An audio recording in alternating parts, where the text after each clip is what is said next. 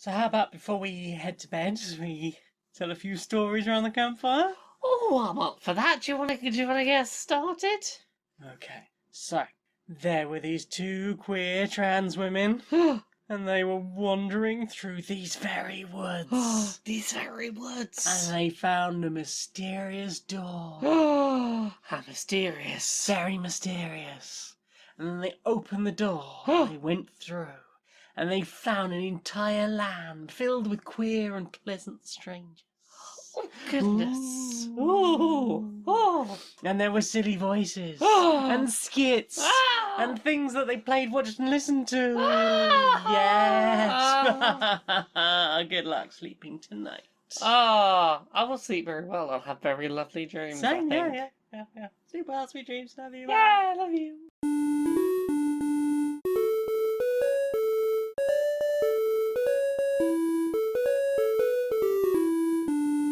Greetings, strangers, queer and pleasant. I'm not Laura Kate Dale. And I'm not Jane Aerith Magnet, and welcome to another episode of Queer and Pleasant Strangers. It's a podcast where two queer trans ladies talk about our weeks and have a catch-up on the media we have consumed. I apologise in advance if I struggle with understanding what's going on a little this week. I'm struggling to hear in one of my ears. Yep. I've got a bad ear. Got a bad ear, I've got a bad ear. We're sitting on the wrong side of each other for that. Exactly, it is the way of this office, but we're both sitting on each other's bad hearing sides. Oopsie doodle. Oopsie doodle, but we'll make do.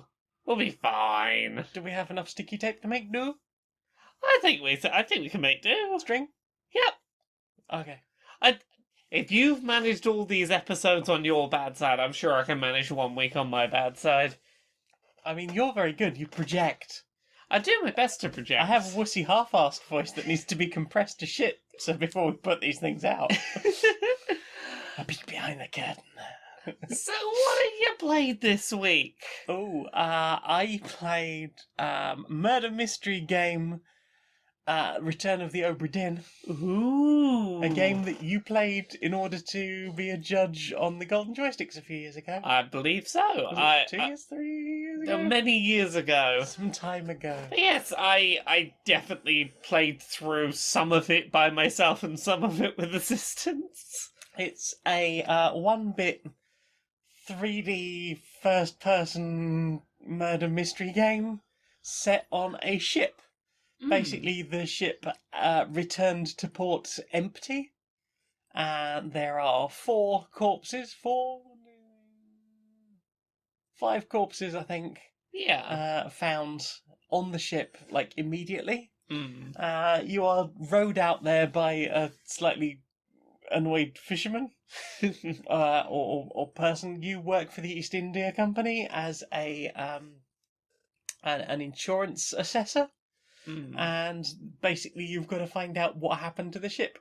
All you get is this mysterious book that was sent to you by somebody who was on the crew. Oh.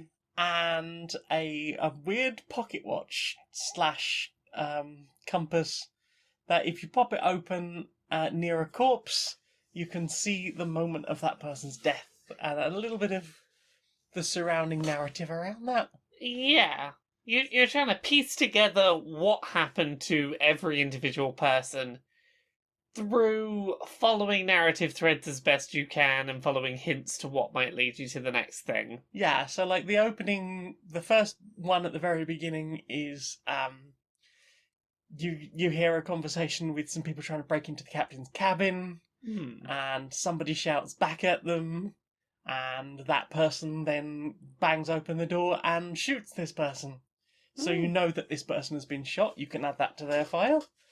And then, like, 2 rooms later, you find the same person who did the shooting. You recognise the voice from before. It's very easy to tie together. And you go, that's the captain. And he's talking about the fact that he shot someone. So we can tie that to someone. And eventually you piece together, okay, this is this person. Here they are in this picture of the crew. This is how they died, and this is, like, who was involved in that, be it man or beast.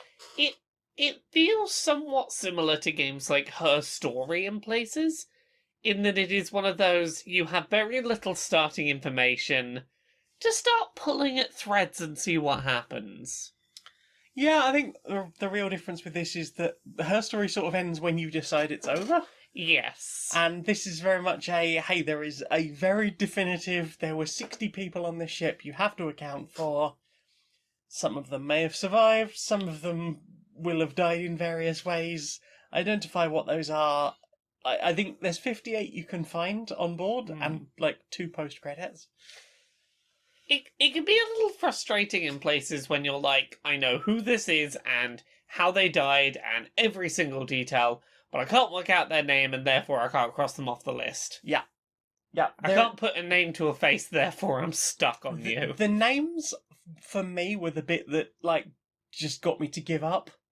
Because there was a lot of, if I could identify this person's name, then I would certainly be able to say, hey, that person there, you were involved in this, you shot that person, we know that that person's probably one of the midshipmen, we've accounted for 2 of them already, so it's that person, or they died this way. And there's lots of that as well, if someone got shot by somebody else, you have to identify not only who they are, but the name of the person that shot them. So yes.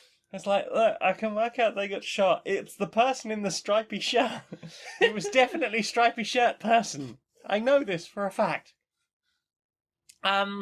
It's a fascinating story, but the names is what basically got me towards the end to just go, I give up. It's a very, very interesting game for people with better deductive reasoning and memory skills than I. I don't think it helps that it is in that 1-bit style. Yeah. Because, there's a few problems. I don't usually get motion sick over first-person games. Mm-hmm. But there were a few times in this where I was like, I'm struggling a bit. I'm struggling with depth perception. Yeah. I'm struggling with just the way the movement works sometimes. And it's just making me feel a little bit queasy. And then on top of that, some of the deduction is just, if you're Sherlock Holmes, maybe? How do you work out the name of this person? Because towards the end, it was more a case of looking up names than anything else. Yes. And one of the first ones I looked up was, okay, here is how you work out this person's name legitimately. There is a scene where there's a bunch of people asleep in hammocks. And most of those people asleep in hammocks have, one leg or both legs dangling out. You can't see their faces. You have to identify them by their shoes. So you know that they're asleep in hammock number 43. So you have to cross that off of the crew manifest, and then look for those exact shoes in every other version. And it's like, fuck off.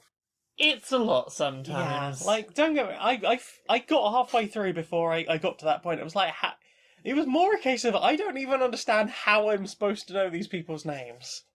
You've got to be a Sherlock Holmes that makes weird, accurate leaps of deduction. Accurate leaps of deductions about people's shoes. Yeah. Yeah, that was never gonna work for me. Some of it's fairly sensible. This person said, where is the Frenchman? Well, we know the only person who's French on the crew. We know that this person appears to be their mate on board.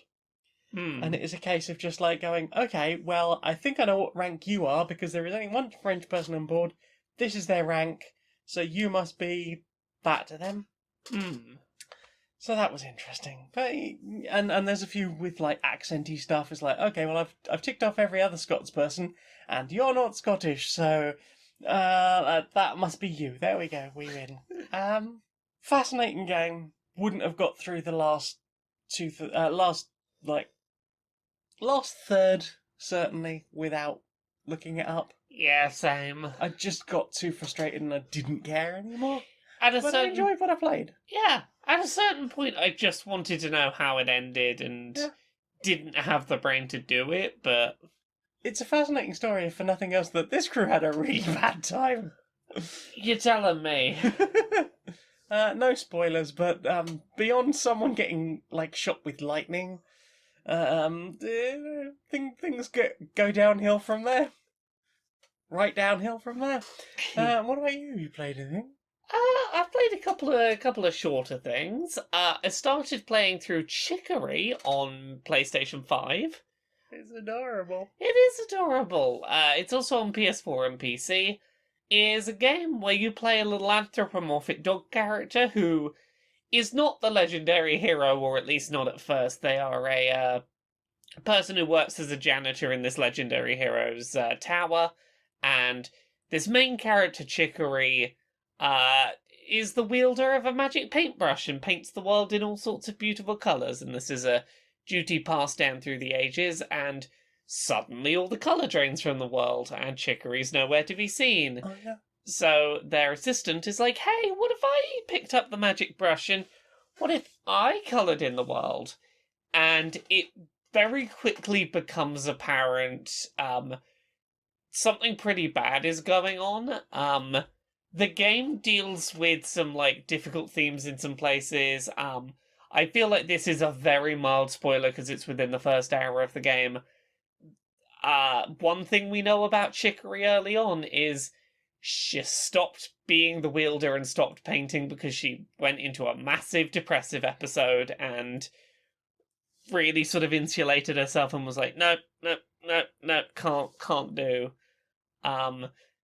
And so you run around the world using little paintbrush to fill in the world and colour in all the things, and Solve puzzles. Yeah, you solve puzzles using paint, like, oh, these plants need to be painted in so that they'll shrink so you can get past them, but then you need to suck the paint off them so they'll become big so you can then sort of climb around and use them as platforms. This colour paint glows in the dark and you can use it to navigate caves, and lots and lots of mechanically interesting uses for the paint mechanic, other than just run around colouring in the world, which is very nice. I really, really like Chicory. It is a calm, methodical game about just colouring in and painting a world, but it's also a game about depression and struggling with, you have the dream job, why aren't you happy?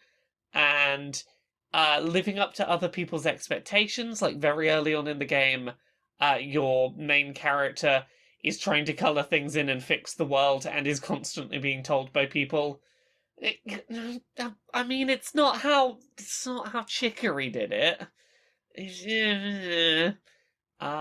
Fascinating, wonderful little game. A great selection of accessibility settings, which is already nice, including there is one for turning off wet sounds for players with misophonia, which is a thing I've never seen a game do with accessibility. That was really cool. Really nice hint system that's very gentle. You go to a phone box, your mum will give you gentle hints, and then constantly Dad's hand is reaching towards the phone, and Mum's Your dad wants to TV tell you exactly what's going on. Yeah, the way they pitch it is, look, once Dad knows a solution, he can't help, giving you every single detail and spoiling the fun. Do you want me to hand the phone to Dad, or are you happy with what Mum's told you? And I really like that as a system. It's just the little hand just creeping up the side of the screen. One of my favourite things mechanically about this game is there's a bunch of cosmetic item pickups of different outfits you can pick up throughout the world, and they're all sort of hidden around. If you have found collectible outfit pieces that you don't like and have no intention of wearing, and there are collectibles that you missed and didn't find and you have things in them you'd rather have, there is a clothing shop that will let you exchange a piece of clothing you found that you do not want for a piece in a treasure chest somewhere that you have a look at and go, oh yeah, I would like that and I didn't find it. And swap it over, which is really nice. It's a very positive just, hey, you can have a certain number of clothing items on you because you found a certain number of secrets, but just make them the secrets, the items you want. Don't worry about it. Chicory's lovely and it's charming, and I very much recommend it. Yay! What about you? What you played? I take Belle. I take Belle. You take Honk. you honk. Honk. You take Belle. Honk. I take Belle. You were a goose, I suspect. I was a goose. I was an untitled goose up to shenanigans. Tell me about your shenanigans. What did you do as a goose? I upset a small child. Is this the one you scared into a phone box? Yep, and then made him buy his plane back. Oh, that's the best. I was several times chivied out of a bar, but don't worry, I managed to steal all of their stuff and set myself a little table out back. I dropped a bucket on somebody's head. I put the rake in the lake. Of course you put the rake in the lake. You gotta put the rake in the lake. Rake in the lake! Rake in the lake!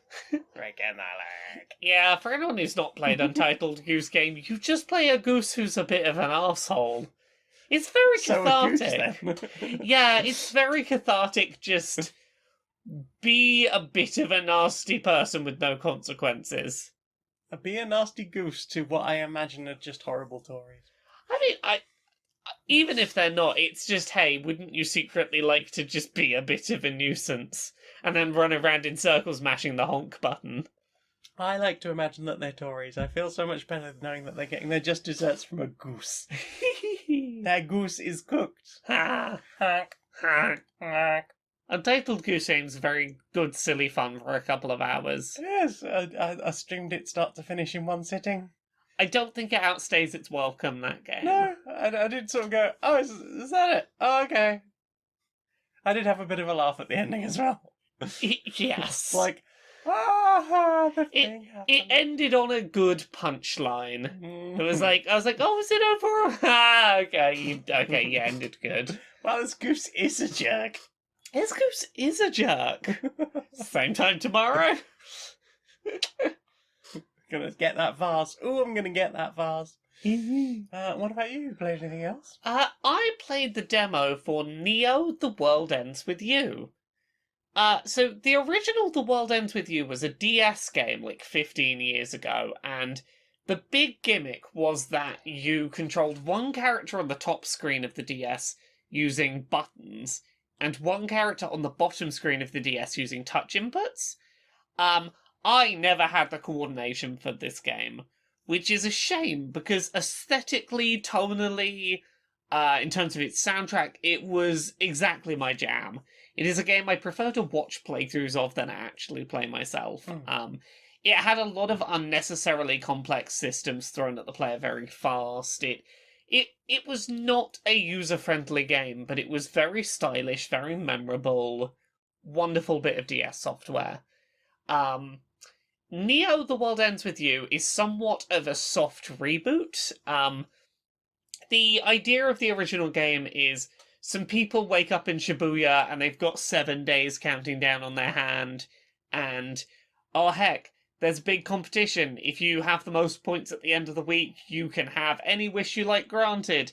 If you come in last, that's going to be very bad for you. It's going to have very negative consequences. Oh, no. You're stuck in the game repeating 7 days over and over until you either get first place to escape the game, or you get last place and have a bad time.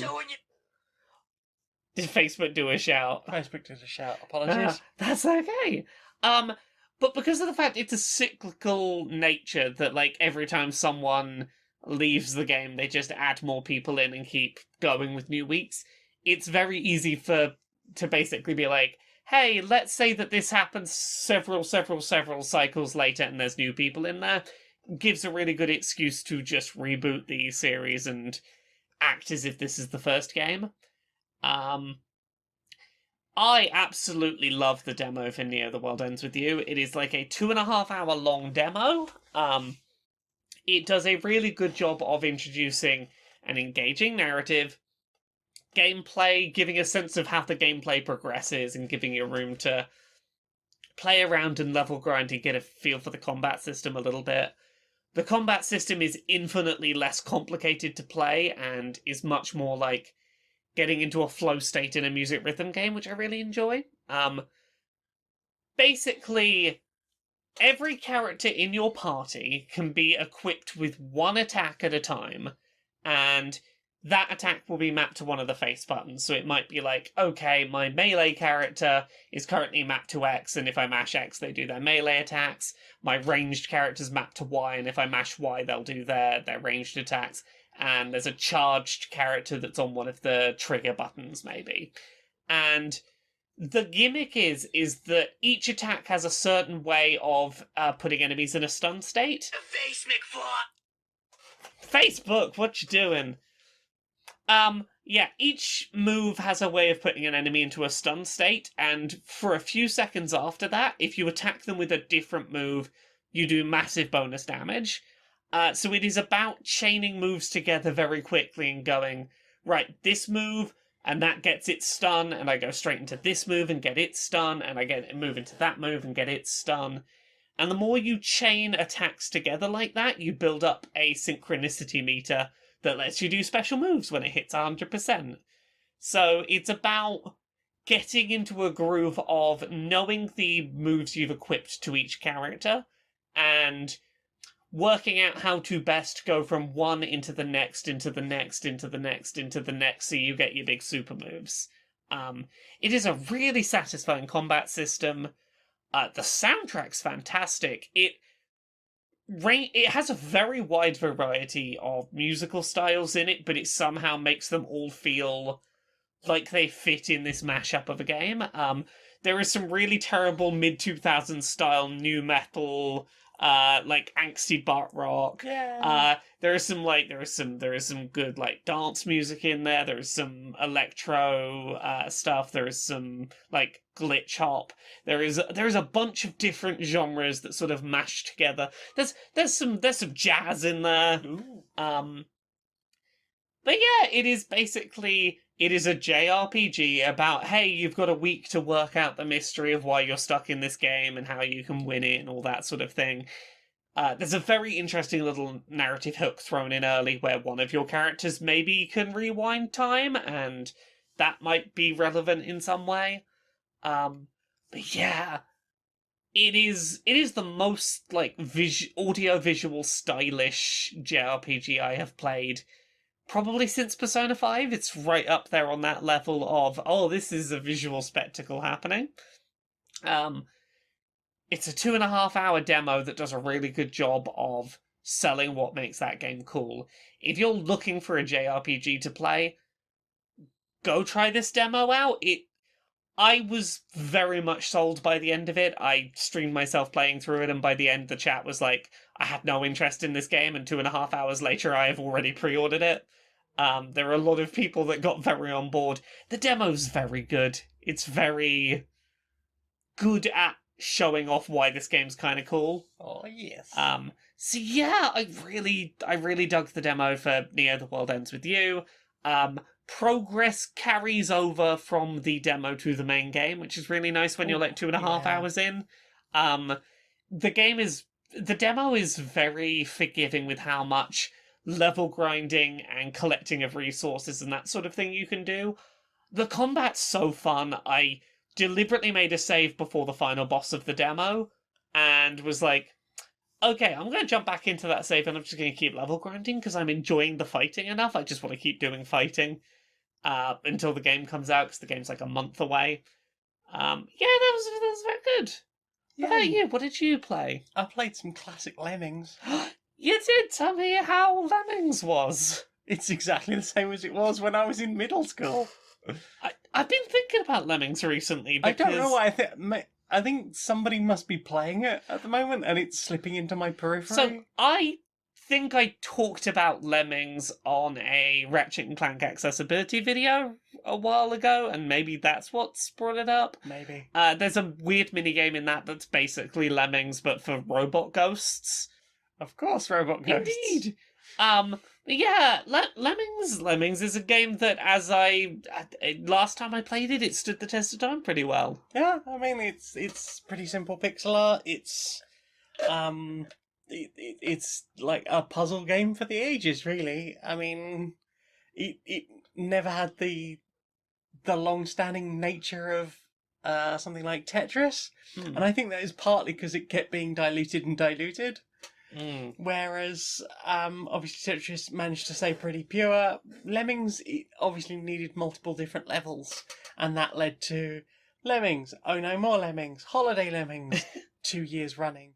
And then eventually, like, Lemmings to the Tribes, which just too many different options. Too many lemmings! Too many different lemmings, and then, like, 3D Lemmings, which was just fucking awful. So it didn't really manage to keep that appeal as well, but, like, I really enjoy Lemmings. I know there's a fucking, like, app version of it now, but it appears to be, like, some microtransaction-laden bullshit. I mean, it's a game from decades past being brought back to mobile, of course it is. Naturally. Are you gonna pay another 10 lem bucks for a fucking builder? Yeah. No! Then you die! My poor lems. Oh no! Yeah, but I played through... so I started from the beginning, I played through all of Fun, which I think is like 20 levels, maybe 30 levels. Yeah. And I'm, I think, like 15 levels into Tricky, which is the second skill level of 4. So, yeah, so far it's mostly everything I remember. Like, I remember all the backgrounds, I remember all the different puzzles. Like, I can do the harder versions of puzzles that will come up again later with less variants of lemmings, so I've done alright with that so far. Yay! What about you? I've been playing some Mario Golf on the Switch. Not as much as I would like to, because I had a poorly weekend and was not feeling up to focusing on video games. You were poorly. I was poorly. But yeah, Mario Golf. It's golf, but Mario characters. The game has a single-player story campaign mode. You play as your me doing a golf tournament, except wacky rules golf. So it starts off as like a fairly standard golf tournament, and then it's like, okay, you've got to sprint to the next hole and try and get your ball in faster than the other people playing golf, as well as doing it in as few strokes as possible. Collect the hearts, collect the coins. Collect the hearts, collect the coins, do a sprint, hit your ball again quick. Then it continues to get wilder. So I'm still pretty early, but I am in my first tournament of cross-country golf. So now here's an open world area with 9 holes, and you have a limited number of strokes. I think it's 40. Get your ball into all of these holes, and every time you get it in, you'll just get popped back to where you took that most recent shot from and head for the next one. Try and map a route where you can get all of these golf holes done on this number of strokes you have available. Also, there's Mario enemies rolling around that will get in the way of your shots, and tornadoes that will blow your ball up in the air, and various stage things to contend with. And plot. And plot. Yeah, there is plot as well. I am having fun with... I like golf games, but I like golf games when they're a bit silly and not... I need an arcade golf game. I can't be doing with serious stuff. Exactly. Make it really, really simple for me to make the ball go where I want it to go, and then put weird, wacky shit in the way so that I have... Like, that's where the challenge is, as opposed to, can I hit the ball good? So yeah, been having fun with that. Haven't played nearly as much as I would like, but I'm going to try and get back into that soon. What about you? Have you played anything else? That's everything I've played. I think that's everything I've played as well. Well then. Time for this. Well, there it is. Another year all packed away.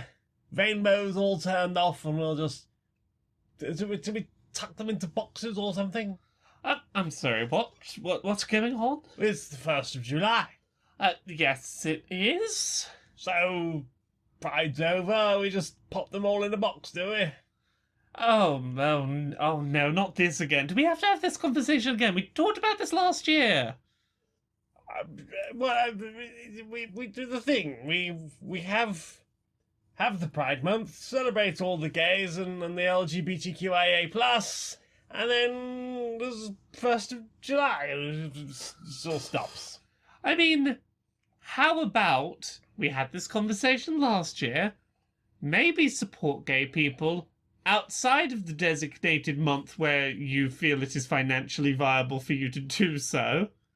You mean there's just gays just hanging around for the rest of the Exactly. year? Outside of Pride Month, gay people still exist and still could do with support. We don't just keep them, you just pop them away with all the rainbow logos that we have. No, they continue living life, and they very much notice when you hit 1 minute past midnight on July 1st and shut the rainbow capitalism machine down.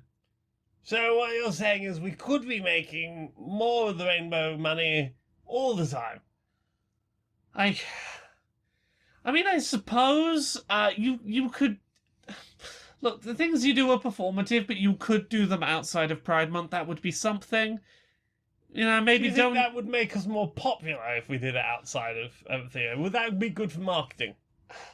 Look, if you need to make this a self-centered thing, then yes, do a social media campaign where you talk about how Pride isn't just for Pride Month, and you continue to do the Pride things outside of Pride Month. If that will make you do it, then sure. Oh, I wish it could be Pride every month. Give me that rainbow money, it makes me really happy. Oh, I wish it could be Pride every month. Put the rainbows all over everything, give us your cash. I really think you got the wrong end of the stick here. Is it a rainbow stick? Fine. Or is that going back in the box? Right. If we could get this meeting started, I'm ready to get sold. What? Oh, indeed. Okay, let's get started. Right, so, real questions. It's been nearly Year and a half, 18 months, yeah, 18, 19 months by now. Everyone must be over it, right? I think people are ready to be adults and not make jokes and purchase our product again. Exactly. I think people are ready to purchase our product. People are ready to see our product on the shelves. I think people are ready to not be scared off in any capacity. It's the relaunch of our brands, exactly as it was before. Exactly. It's just fill yourself up with Corona. Exactly. Have a nice gulp of Corona. Get that Corona down you.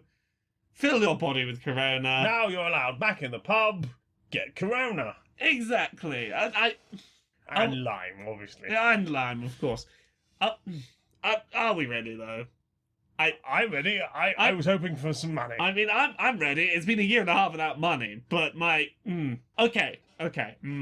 I worry we might not be there, but I've got a marketing campaign I've been working on. Are you ready for me to? Oh, it's a viral campaign. I'm hoping. Excellent. Let me present it to you.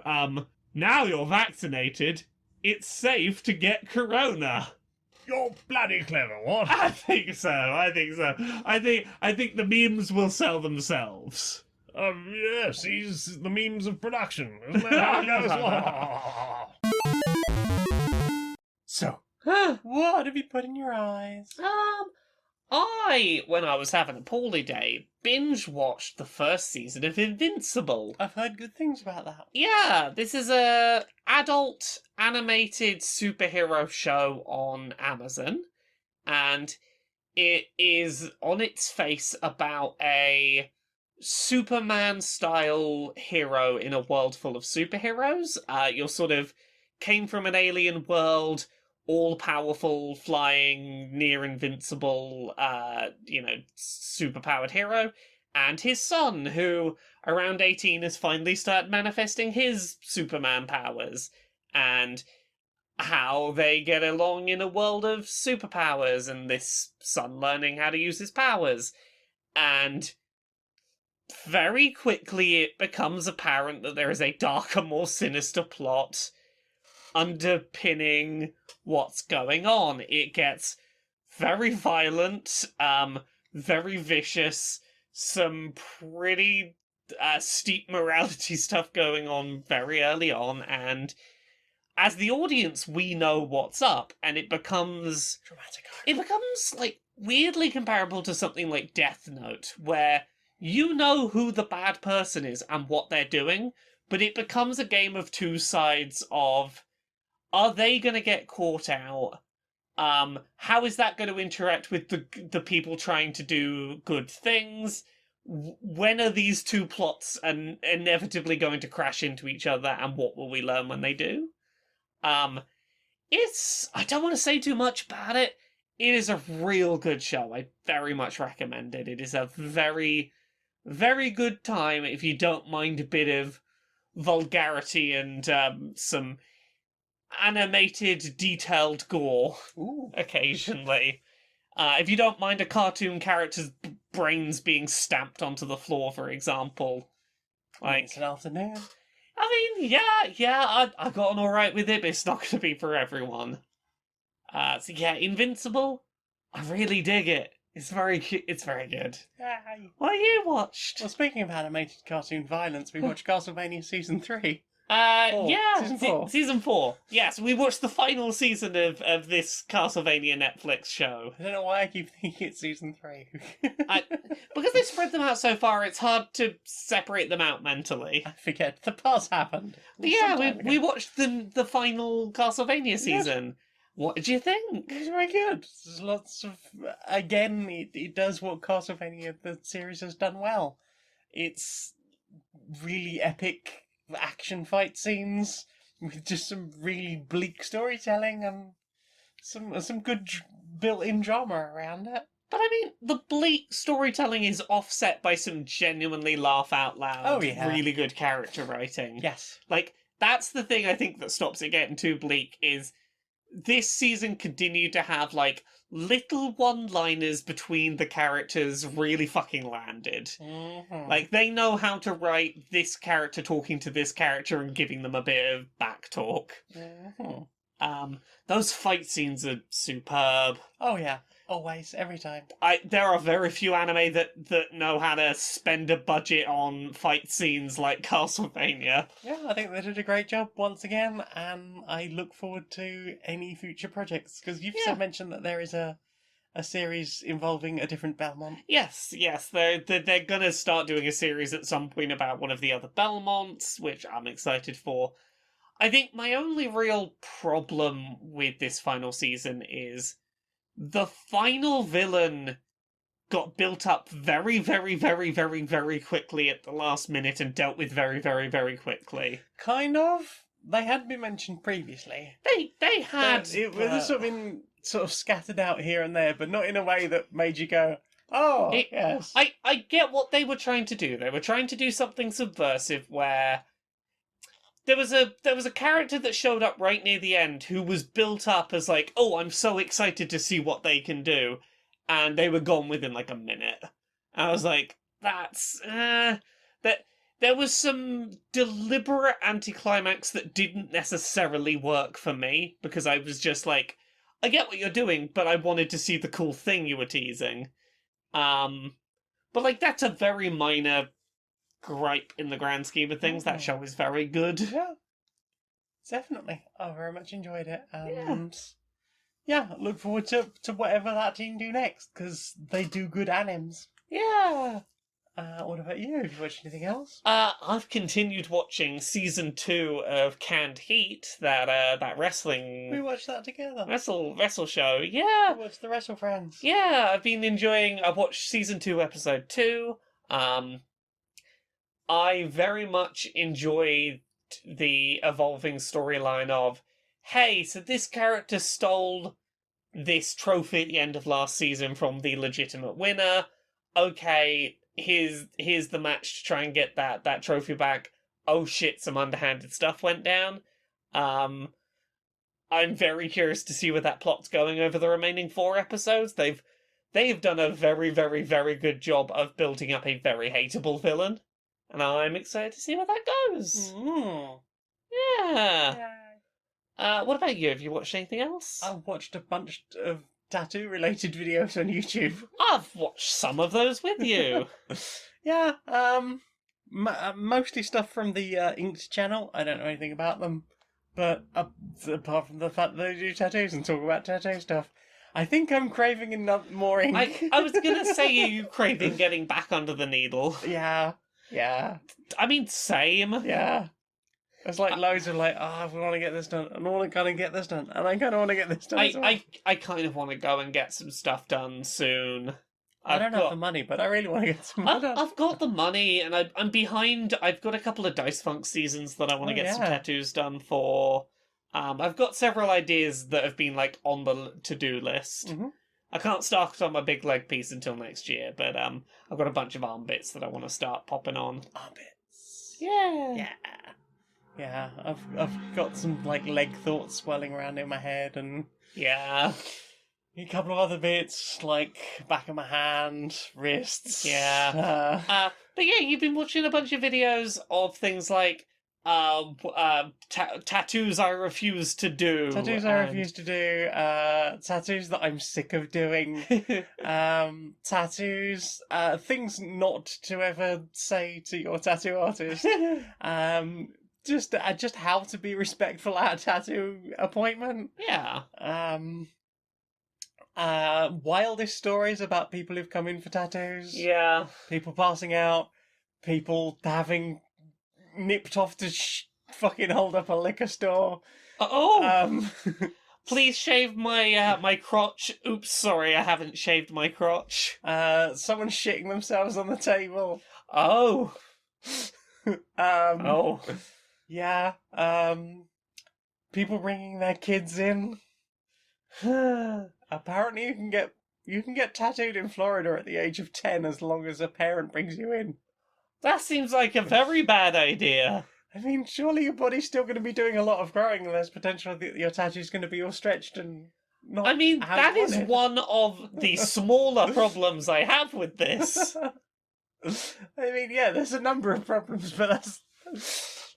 I mean, I'll be fair. I've got some chest tattoo ideas I want to get done, but I'm waiting. I'm like, are you done growing titties? I should probably wait until you're done. I think mine are about as big as they're going to get, maybe. Who knows, unless I can find someone who'll sell me some progesterone. Mine are still plodding along. Blood, and they're delightful. Yeah, lots of tattoo videos will make me going, I want to get like a purple tentacle going up my leg. And maybe just the words "uh-oh" on the back of my hand, so when I do this. Uh-oh. And obviously still the UV Triforce on the back of my hand. Yes, I want to do the same as well. We could have matching Triforces. Yeah! Yeah. I want to get a purple tentacle from Day of the Tentacle. Future Fishy did that beautiful subby cicalia dressed as a bee. So many inks, please. What about you? I've gone down a rabbit hole. A couple of different channels, but mostly Tronics Fix on YouTube. Videos about trying to fix job lots of broken consoles. I bought X number of broken switches. How many can I fix? Indeed, I need to fix X number to break even. Can I break the? Can I fix that number? I know more than I need to know about the internal workings of certain consoles and the most common things that break on them and how fixable or not fixable they are. I like that you were saying that you could like look at his multimeter readout and go, that'll be the CPU. Yeah, he's got a thing he plugs into the Switch that's like, here is the charging current that's going through, and I can now be like, oh, if it's showing 0.14 and the backlight's not coming on, that's broken CPU issue right there. Oh, it's going to this, but it's not going to the higher number. Oh, that's a problem with the fast charge. It's not connecting to the battery properly, is it? I'm starting to recognize certain things and understand the vagaries of how these things work. Yeah, that's a YouTube rabbit hole I fall down every now and then, and I seem to have fallen back down it at the moment. What about you? You watched anything else? I read a Lumberjanes comic. Ooh. I read volume 16, Mind Over Metal. It's mostly a Mal and Ripley story. Two characters I have a lot of love for in that book. I've been thinking about Ripley tattoo as well, because Ripley's my favourite Lumberjane. Yeah. A bit feral. I need more of that spirit in my life. So something happens to Mal, and the others have to go and try and rescue her. I won't say more than that for spoilers, but he is the typical, usual, friendly, supportive Lumberjanes that we have come to know and love. What about you? Have you read anything else? That's everything I've put in my eyes this week. Well then. Time for this. Oh, no, got a new sponsor. Who's our new sponsor? Well, do you have stuff that you need to get out of the house? I mean, yeah, how did you know? Oh, well, we talk about stuff to post. I thought you were on about the. Anyway, yes, I have. We'll talk about that later. Uh-huh.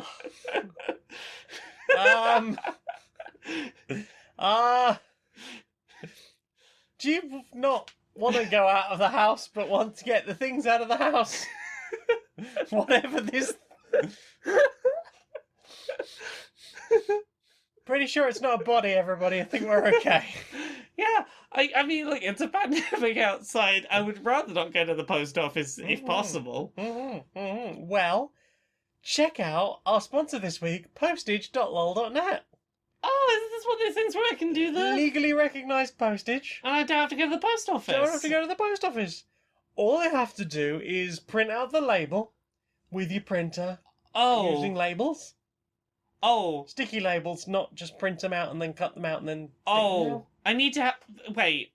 So I need... And you'll need tape and boxes. I need not just a working printer, but I need a printer that actually has, like, enough ink in it it's not going to shout at me, and... Yeah, and you need to have used it recently that the ink hasn't all dried up. And I need sticky print... Oh, God. Sticky printy labels. Who has sticky Which means you need to make sure that those fuckers line up. Oh. Oh. Oh, yay! The convenient alternative to the post office. They will send you a scale, though, to weigh your things. Good luck getting an accurate reading of that on the carpet. or our kitchen floor, which is kind of lumpy. Yeah. This is So not as convenient. postage.lol.net. It's super convenient. Wink. Don't know why it says wink there, but there we go. It's definitely easier than the post office. Just as long as you've got printer and printer ink. And, you know, you'll probably need to buy a new printer every time, because that's how printers work, right? That is how printers work. How they're designed. That's postage.lol.net. Head over there, enter the code Q&PS 173, and they will send you the upgraded, extra shiny set of scales for weighing your shit. Ooh. I wonder if they're big enough scales to weigh the thing I need to weigh. It's not a body. Right. Inside the boardroom of Electronic Actor Softworks. Hi.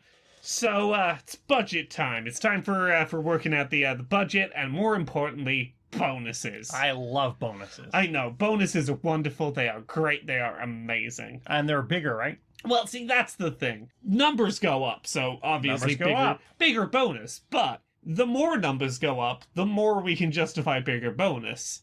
So... Seems reasonable. Exactly. So, just before we work out our bonuses, you know, we can work them out right now, and they'd be pretty big. Right. I'm wondering if we can brainstorm some ways that we can make our bonus just a little bit bigger. I got some ideas. Do you want me to... Sure. Okay, let's get started. Fire all the staff, you know, obviously. That's like a very obvious place to start. That's what we usually do, That's what we usually do, Yeah. you know. We get rid of the staff, you know, give ourselves a bonus, and then rehire them afterwards. But here's one. Why don't we sell all the chairs? Employees don't need chairs, they can just stand and work. And I hear it's bad for their posture, so Exactly. we're encouraging a healthier office environment, right? Exactly. You know, anyone who needs to sit down for medical reasons, fuck them. This is about economic growth and our bonuses. I like economic growth. Yeah, you got any Especially ideas? the economy in my wallet. Yeah, exactly. You got any ideas to throw out? So we make, like, trailers and stuff, right? Yeah. And we make games. Yeah. What if instead of just hiring people, we just put this all up on Fiverr or something? Oh, I see. We just got people to, you know, make whatever piece of shit. Yeah, we'll get them to be like, hey, I'll give you $5, I believe is the traditional amount, and you do us a CGI vertical slice trailer of our game. Yeah, Which somebody else is also making for $5. Exactly. So I think you're onto something there. You know, rather than do what we normally do, which is make like a fake portion of the game that we can make a trailer out of, Just go straight to the source. We just get people to make a CGI thing that sort of looks like a game, and we'll worry about the game later. Will we? I mean, we'll put something out. Loot boxes? Well, I mean, of course, yeah. Right. Okay, Cool. okay. Maybe one step even further. Right, We don't right. pay money to the fiber people. I like it. We get some, unpaid interns who are still around the office because we don't need to fire them because they're unpaid. And we get them to just, film something live action, and we pretend it's gameplay for a gameplay trailer.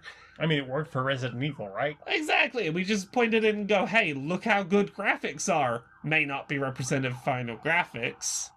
I mean, why would anything look like the final graphics, right? Exactly.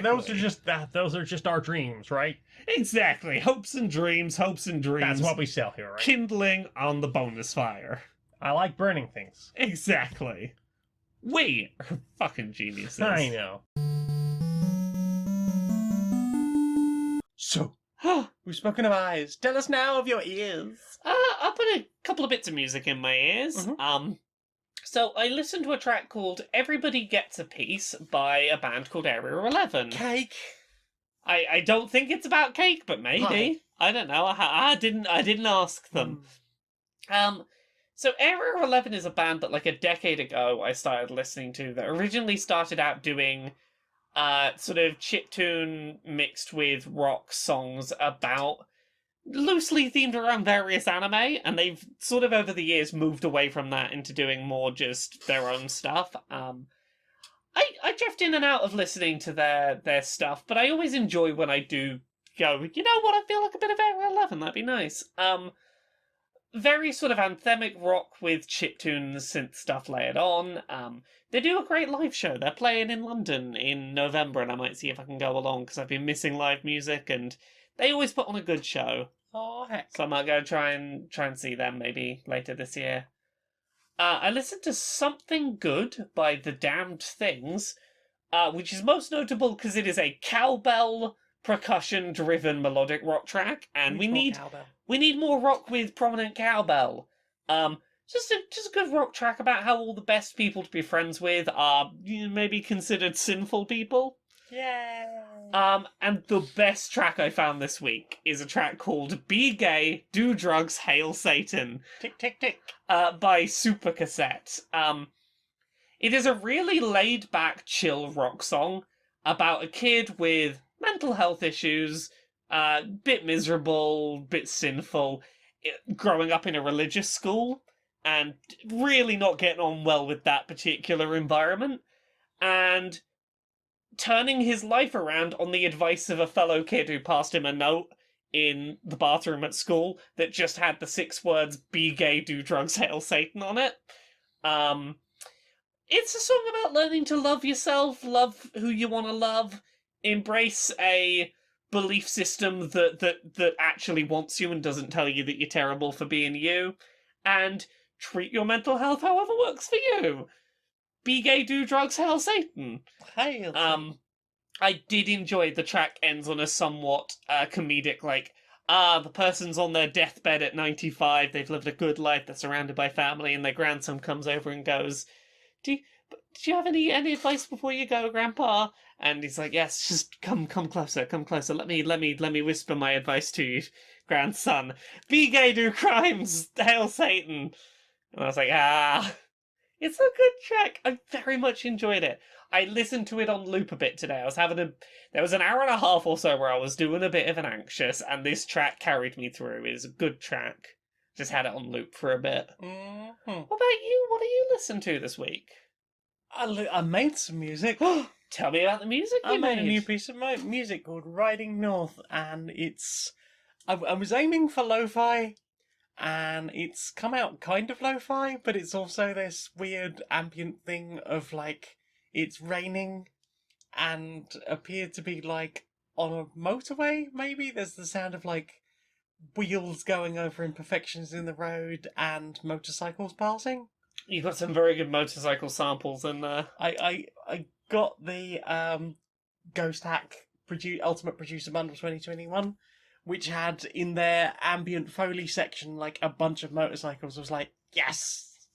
Gonna make a track with that. It was good enough I didn't realise it wasn't outside for a minute. There was a Didn't help point, that there was the a day point I a was little... making it was sunny enough that I had the window open, and you were like, I don't know what's that. I What's spent this? a while being like, how much of this is Foley and white noise and how much is actual?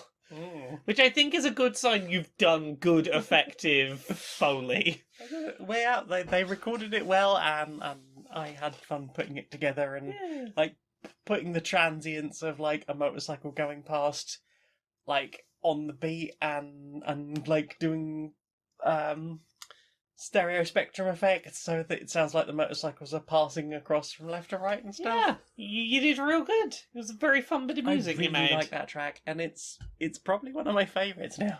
Yeah, Every time I get more powerful. go check it out at Bedroom Programmer on SoundCloud. SoundCloud. SoundCloud.com/bedroom-programmer. Yeah. Yay! What about you? Have you listened to That's anything else? everything I've listened to. For me, it's mostly just been a catch-up week. There was some more SCP archives. Yeah. Listened to... Oh, I started listening to a bunch of Talking to Women about video games. Because you were on one. Yes. And I was like, well, I'll give the rest of this a look, because this seems very wholesome. Yeah. Apparently, the episode that I am on is the most listened to episode ever of that show. It's a good episode. I was very happy with that And a good episode. show. Yeah, but It's that- definitely worth listening to the rest of it. Yeah, for anyone who doesn't know, it's a guy called Jonathan, and he's like, hey, He was on Road Rules. yeah, he was on Road Rules. He's like, hey, men talk too much about video games. What if I made a show where I just brought women on and let them have the spotlight? I'm just here to be like, so you tell me interesting things. Tell me about some stuff. And there's Yeah. some regular people that pop on and say hello. Yeah. And that's delightful. That's Talking to Women about video games on all good podcast apps. You should listen to the episode with me in, if for no other reason than to hear Jonathan's wonderful intro and outro jingles. He writes intro and outro jingles for all of the people, Yeah. and sometimes they have lots of people on an episode. Which means He's there's pressure to do lots and lots of things. he's done jingles for me before. For anyone who remembers the original Destruct. Yeah. Yeah, the original Destructoid era Laura's Gaming Butts videos, Jonathan sung the little butts jingle for that. Butt jingle. Yeah. I have my own theme song now, thank you, Jonathan. Yeah. I have theme music. Themed music. Well, that's how you'll come out to your wrestling matches. Oh, of course, of course. Butts. That episode is called Fantasy Fuckboys and the Final E3. And it's Tanya is co-host on that. Yes. I was like, I can't remember. I feel bad about this, but I would know Jonathan because I know Jonathan from other things. Yeah. Well, yeah, that's a really good show, and they have some nice regulars on there that are fun to listen to. Red Tombury. Oh, yes. Is fun with all the grudges, as a Tombury should. Have you listened to anything else? Actually, there is one other thing I listened to. I tried a new podcast today while I was travelling for medical-y things. So I'll sometimes watch videos from a YouTube channel called Jack's Films that do silly videos that are like, here's a prompt, audience come up with silly answers and Yay. respond. I started watching them mainly because years ago they did a series called Your Grammar Sucks, which I kind of enjoyed. But him and his wife have started a podcast called Aaron is the Funny One, where he gets his wife on, and it's basically like, there is no formal structure to this other than my wife has a lot of creative segment concepts she would like to do. Let's have fun bouncing them back and forth. It is quite an erratic show, but it was a lot of fun. It was very wholesome. There was such segments as Erin, who doesn't play video games. Here is a picture of this new Smash fighter. Tell me about them, knowing nothing about them. Or here is horoscopes. Invented horoscopes. We're gonna read them together. One of us hasn't seen these horoscopes before. Try and read them and not crack up while you do so. Or the segment that Erin seems to think is going to be the segment that will show up every episode and is the cornerstone of the podcast. What if dogs could talk? What if dogs? What if dogs could talk? What if dogs could talk? I mean, they've got 3 dogs, right? They have 3 dogs. They have many dogs. But yeah, it is a... I had a very fun time listening to this first episode in that Erin is very clearly a very creatively scattered, jumps from one thing to another person. And it's very yeah, it's very interesting to have a show which is basically her like, I've got years of pent up concepts. Let me throw them out and do things. That was pretty fun. I'm gonna give that another go. I enjoyed it as a nice bit of not too high mental effort podcast listening. That's everything I've listened to. That's everything I've listened to. Well then, top of this. Are you stressed? Yeah. Tired out by things quite beyond your control? Try Cortisoc. Just attach our patented device to your nose and it will suck out all the cortisol from your system. It allows you to calm down naturally. While there have been some concerns about the environmental impact of our technology, we can assure you that we're working to become Corti-neutral by 2022. As such, we're spraying the stress hormone at billionaires until they learn not to be such disgusting parasites, making everyone feel that much less stressed. Thanks, Cortisoc. Cortisoc. Suck it out, blow it away.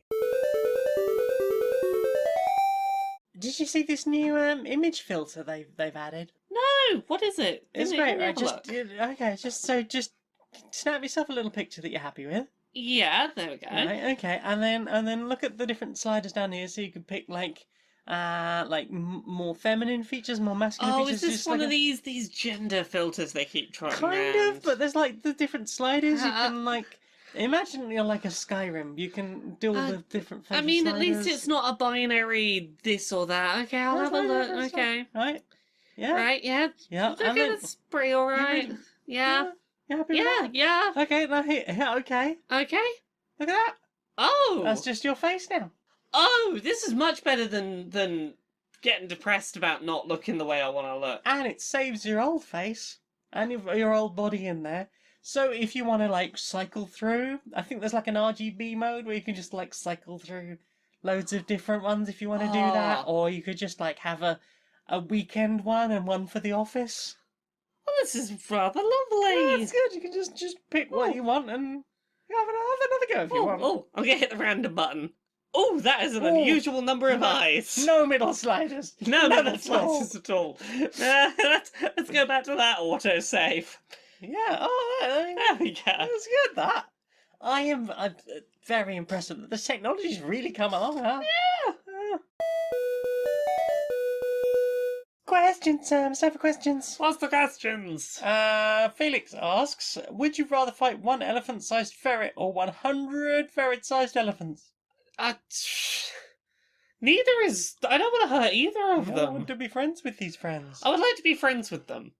If I had to, I'm going to say one elephant-sized ferret, because then the number of animals I have to hurt is minimized. I'm not hurting 100 animals, I'm only hurting one, which is the lesser of two evils. I'll turn up for the fight and not do fightings. Well, I mean, if that's an option, yes, I'll also do that, but I will surrender to the 100 ferret-sized elephants. I will do whatever injures the least amount of animals, and if that means I have to fight 100 elephant-sized ferrets, so be it. I'll try and convince them to help me fight off capitalism. That's a solution. To be fair, that's my solution to everything as well. Use it to fight off capitalism. Yeah. Come, elephant friends. And that one giant ferret. Come, everybody, let us go.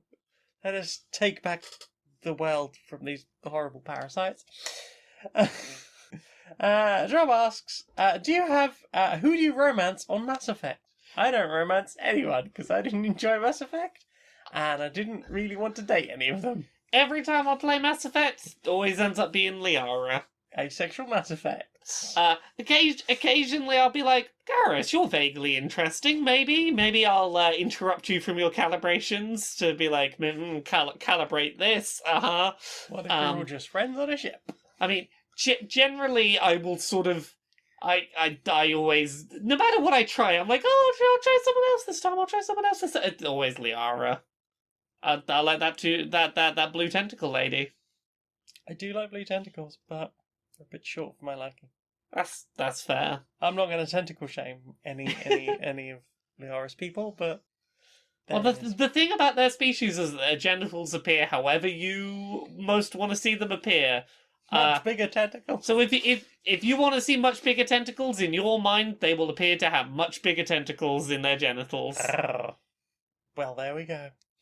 Thousand Young asks, listening to your music, I find it so thought out and well put together, almost to a perfect degree. Everything snaps together beautifully, be that rhythm, chords, textures, etc. My 2 questions are, first of all, thank you very much. You're very kind. Veteran programmer over on SoundCloud. 2 questions are, have you had any formal music training? And can we get a glimpse into your process?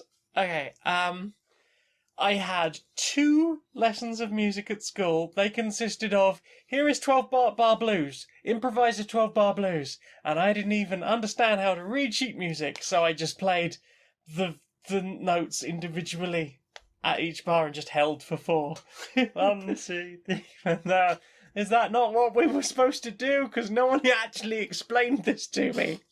And another one that was, I think, just talking about, like, explaining sheet music notation, like what is a crotchet and a semiquaver and a quaver and a breve and a semi-breve, that and a semi-demi-quaver. They're very smart, but also crunchy and cheesy. Apart from that, I sat down last year and did a number of Udemy courses on music theory. Jason Allen does a series of music theory courses.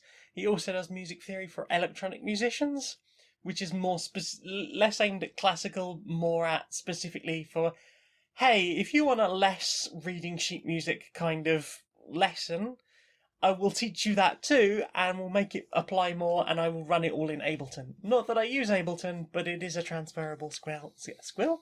It's a transferable squill.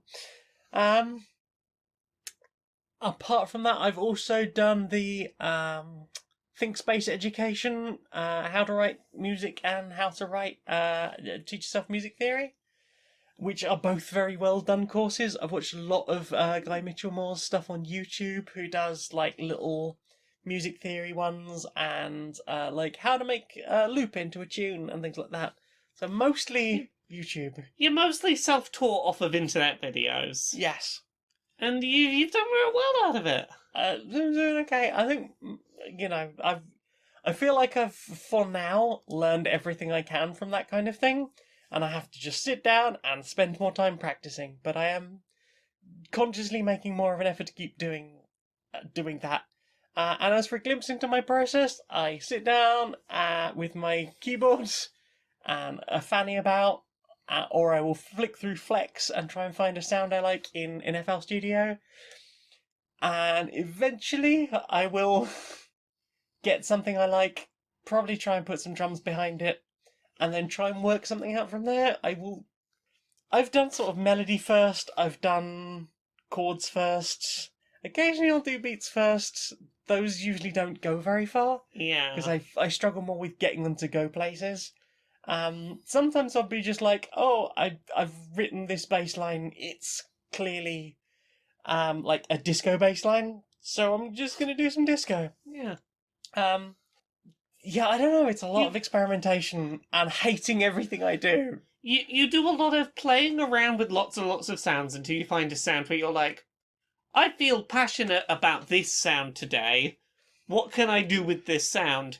Okay, what sort of genre does that feel like? How can I layer towards that? Yeah. That seems from the outside to be your... That, and there's been a few times where I've just been like, I specifically wanted, like, the first few tunes I wrote were, I want to do chiptune and I want to do lo-fi.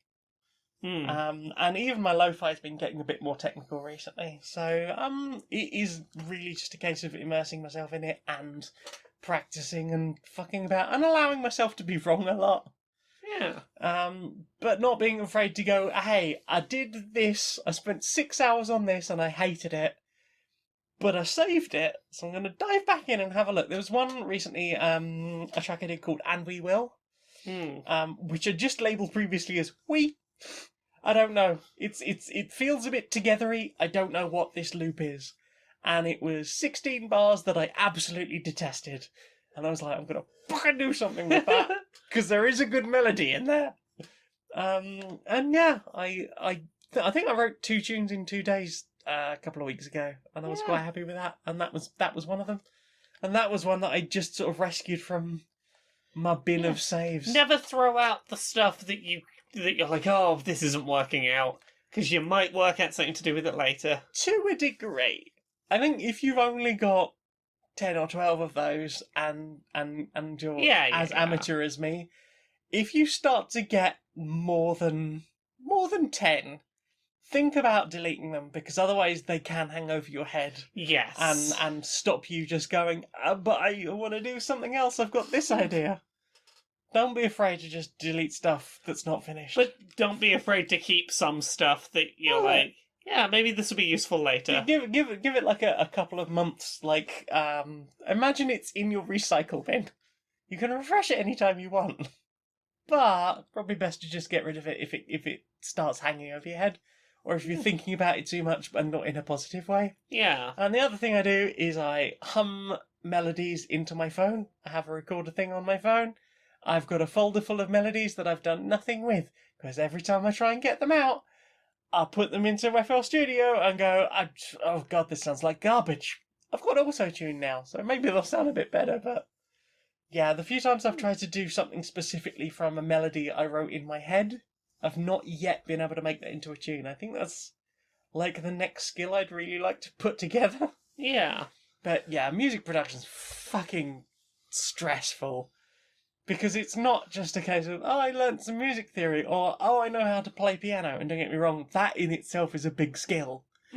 Like, learn to play piano, learn music theory, learn to read sheet music, or at least memorise pieces of music that you know how to play from whatever notation you write. And just all of that on top of sound design, or picking the right sounds that will go together and EQing them and making them sit together, and then mixing them together and outputting them and remembering to listen to them on a bunch of different things, and maybe then going 2 days after you release the track going, I fucking hate this, and then remastering it and putting it back up again. There you go. That's kind of how it goes. It's a lot of stress, but ultimately rewarding. Callum Turner, hi Callum! Hi. Says, thank you for the continuous recommendations of the Magnus Archives. It's brilliant. Yay! I'm currently on episode 95. Ooh. Oh, they're getting towards the bit. Just heading into the middle of season 2, huh? Shit's gonna occur. I'm very glad I have the ability to binge it in sessions while I'm at work. Are there any pieces of media that you enjoy more or less because you could binge it?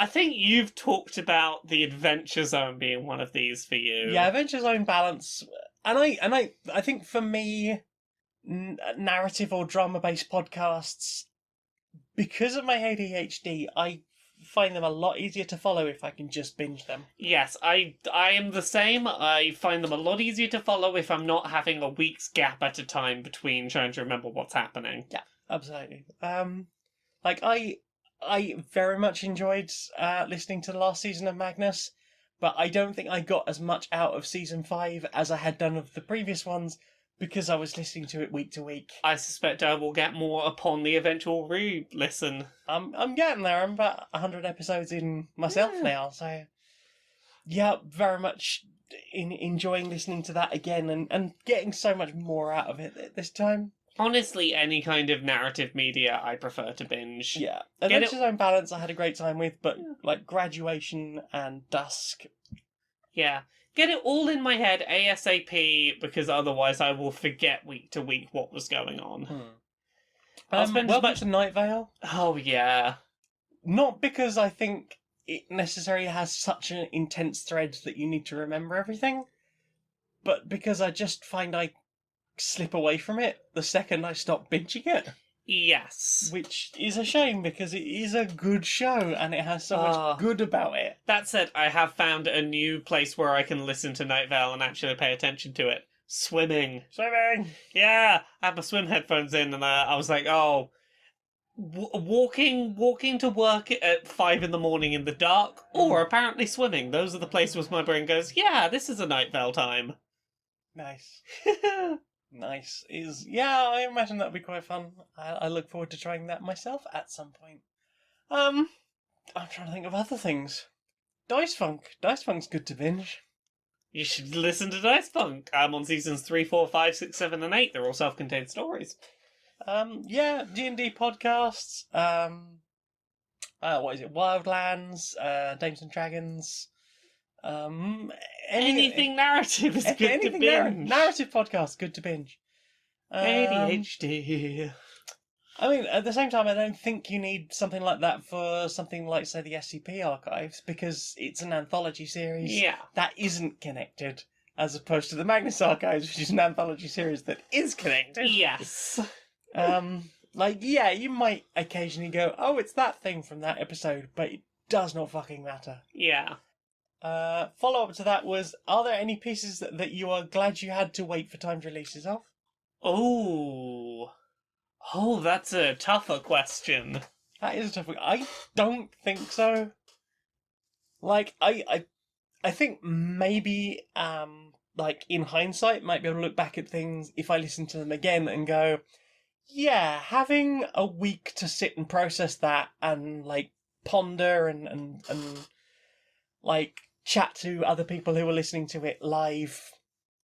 That might have done... there was a whole period towards the end of Season 4 when we were in a Facebook chat group with the nerds. Yeah.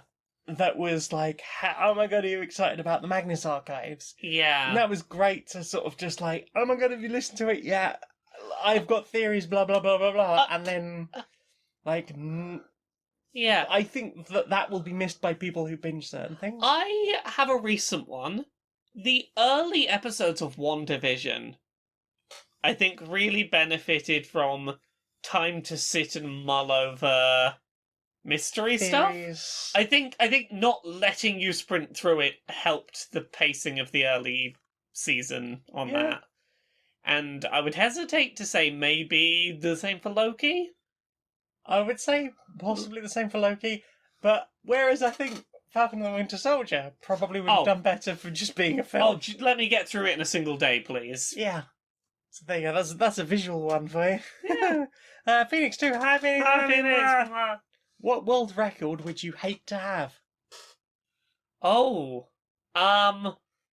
World's richest capitalist. World's richest bigot. World's most biggity richest bigot. Riggedy biggity rigot. Person who's kissed Ben Shapiro the most. Person with the most followers in common with Trump on Twitter. Person who's licked Trump the most. Someone in the world has to have that record. Okay, this whole section needs a content warning now, because... Bigotry. Content warning, Trump licking. There you go. Kath McGuire follows that up with, what record do you have your eye on? What's next? I mean... Speedy Wave? I mean, here's where I'm at currently. I want to get more speedrunning records in Train Simulator, but the problem is that the two people that moderate that community are basically impossible to get in contact with. Yeah. So they have a weird system where they're like, okay, if you want to submit a run, you record the speed run and then ask us to add it to the leaderboard as a individual level that you can speed run. And, there's all these weird convoluted steps, and I tried following them, and they just don't respond. So is it worth talking to the leaderboard site? I've sent an email to speedrun.com being like, hey, I honestly don't mind running this because no one speedruns this game. Screw it, I'm happy to do it, but... Would you be able to submit your own runs, though, if you were the one?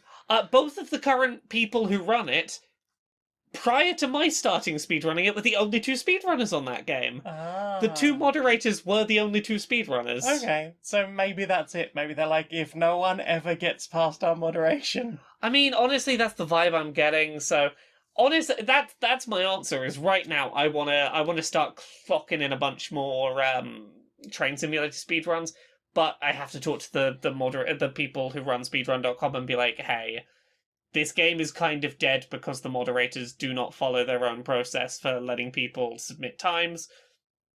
Can you do anything? Either chase them up or give me some power. Power. Tricky asked, Smudge news, more Smudge news. Smudge. Smudge good. Smudge small, soft, Smudge. furry. Smudge baby. Smudge baby. Smudge loaf. Smudge was loaf earlier. Smudge keeps stealing your office chair because Smudge is business She's kitty. now a business kitty. I've got a yo-yo desk, so it's most of the day I'm standing, but there's like 10 minutes every hour, and I'm like, I just want to sit down for a bit, and I'm constantly having to chivvy Smudge off.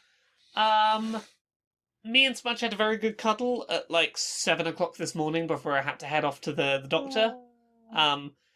Sometimes when I get up early for travel stuff, I'll feed Smudge breakfast, and then I'll be like, I'm like 10 minutes earlier than I need to be. I'll have a little lie down on the sofa, and Smudge will come for a little, I've just had food, it's early, let's cuddle, and they're very good, very special cuddles. About 2 o'clock, she leapt up on my shoulder while I was standing at my desk, and we just had a little cuddle there, and I held her like a little baby and gave her little rockins. Oh! I span round so she could look out the window as well and look at the birds. You gave her lots of treats today. I gave her some treats today. You gave her some treats today and she got a bit overstimulated. She did. I gave her a brush and she was very excited about that. Then I gave her some treats.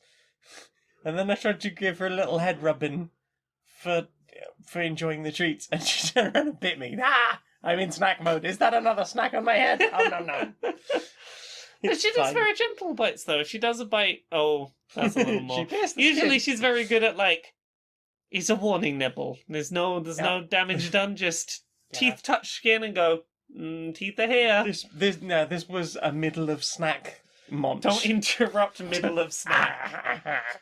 Stay away from my I'm knees. ferocious wild animal right now. Yeah, stay away from my fucking dreamies, bitch. Yeah. I'm sorry. Smudge good. Smudge good, Smudge baby. Smudge baby. All is forgiven.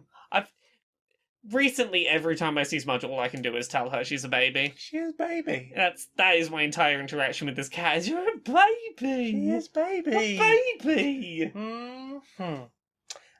Miss Bear Stan account asks, what's your favourite snack? Ooh. Good reliable snack. I like a good sort of like savoury, crunchy, something like a Pringle or a nice and spicy knickknacks are a good one. Ooh, yeah.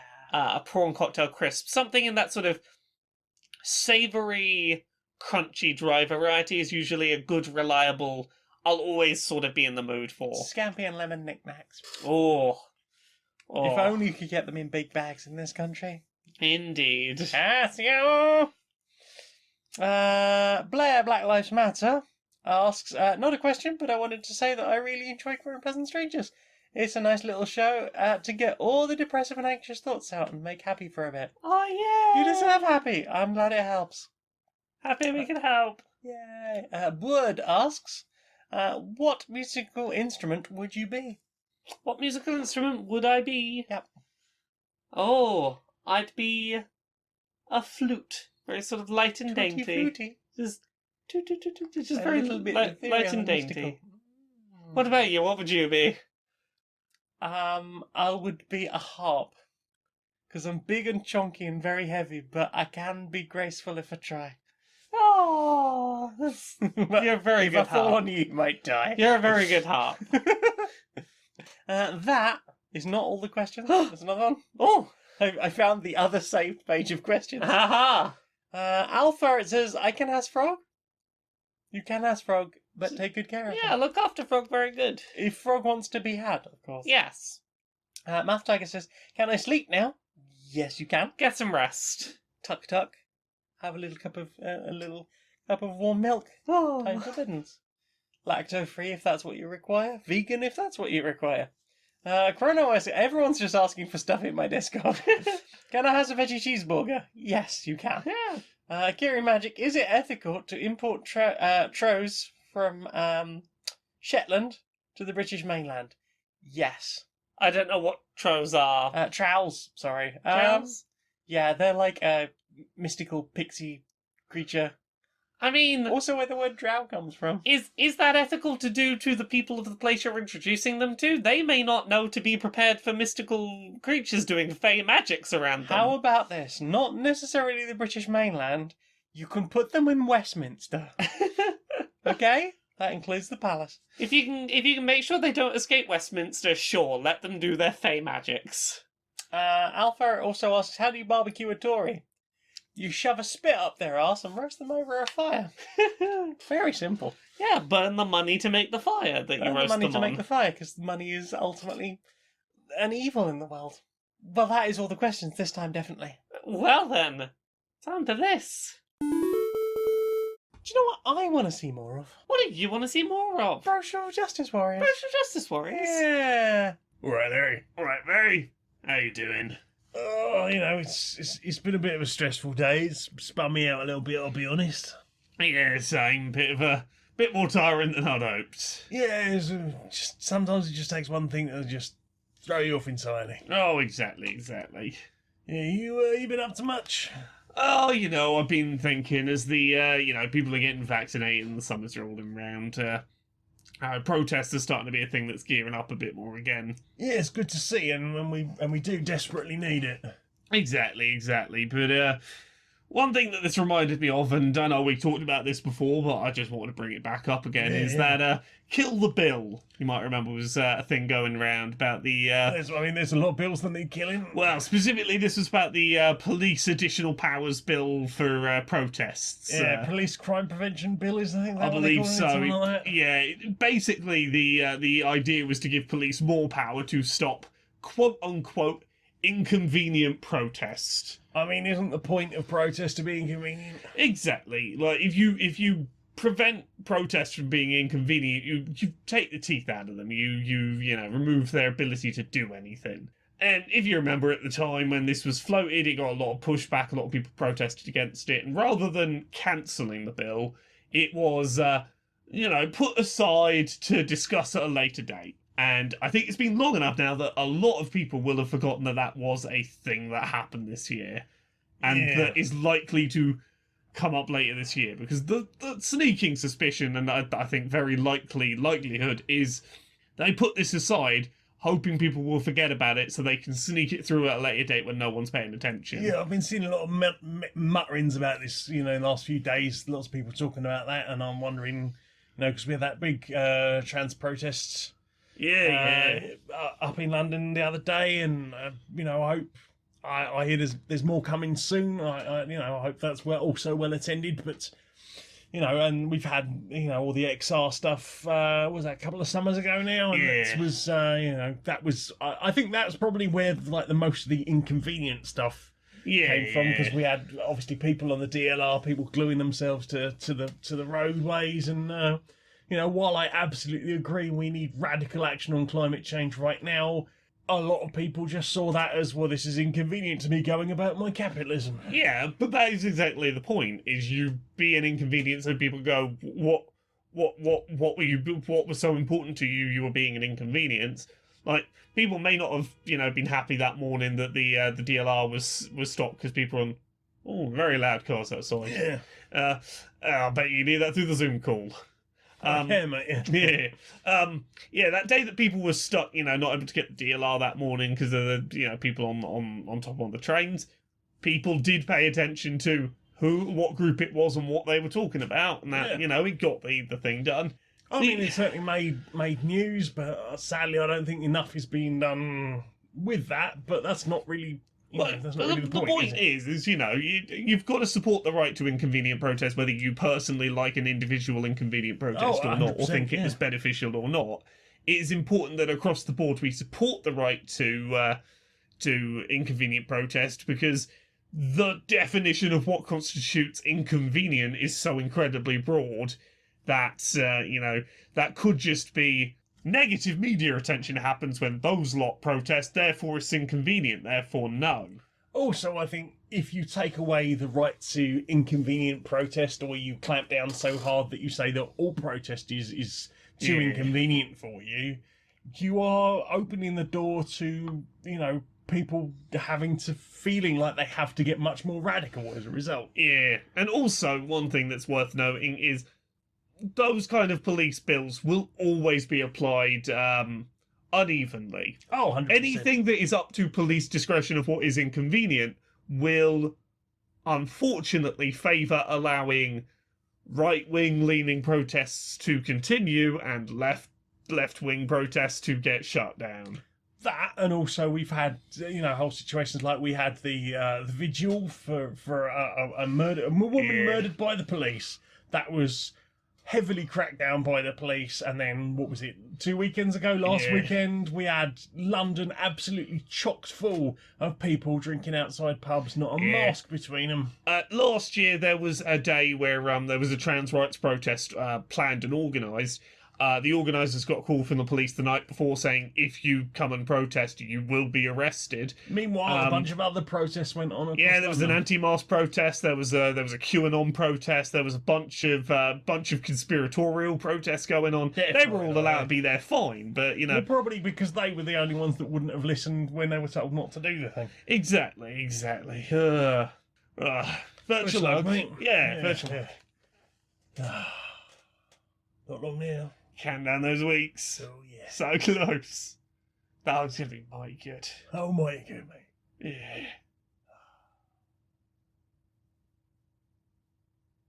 Yeah. Alright, I think I might turn in, mate. Yeah, same. Sleep well. So, Laura, Yes. where can we find you upon the internet? You can find me at Laura K Buzz pretty much everywhere. Twitter, Twitch, YouTube, Patreon, that's the one that pays the bills. You can find me in books. I do books. Gender Euphoria is the main one. It's about non-cis people having positive gender-affirming stories. I wrote a bunch of stories in it, and I edited it, and Jane wrote a story in it. I wrote a story in it. Yeah! Yeah. It's very good. You should check it out. It's out now. I got a podcast as well, Pixel Squirt. It's about video game character pornography. Podquisition, we tell you whether your favourite video games are great or perfect. Dice Funk, it's a Dungeons & Dragons 5th edition real play podcast. I'm on seasons 3, 4, 5, 6, 7, and 8. You can jump into whatever season you like. Also, August 6th at 1 PM outside Downing Street, I am helping to organise a trans rights protest. So check out my Twitter for some information about that. I'm helping put together a protest. So go be shouty and protesty about trans stuff, because that is very needed right now. And if you are not a trans person, come along anyway. Show your support. Especially if you're not a trans person. Exactly. Strength in numbers. Come hear all the things that are bothering us and come be shouty with us. Yay. I'm also on another podcast with you that isn't this one. That'll be Polyamory. It's a D&D 5th edition real play podcast with questionable morals. Let's see. You've left the town of Steam, and you've headed to Calburnia, where things might happen. I imagine they probably will, or there wouldn't be a story. But first of all, you'll have to deal with a weird nightmare place. Oh, I know exactly where we're at Scary in this story. and spooky. Hopefully a new episode of this went up yesterday at the time of airing, unless you are a $10 a month donor, in which case to my Patreon, you can get early access to Queer and Pleasant Strangers and Polyamory for $10 a month. That's patreon.com/stonedupmonkeyradio. Yeah. If you're listening to this early, then maybe that will be up. It'll probably be up today, because I will be editing them both tomorrow, which is Wednesday. Anyway. Time travel! Time travel!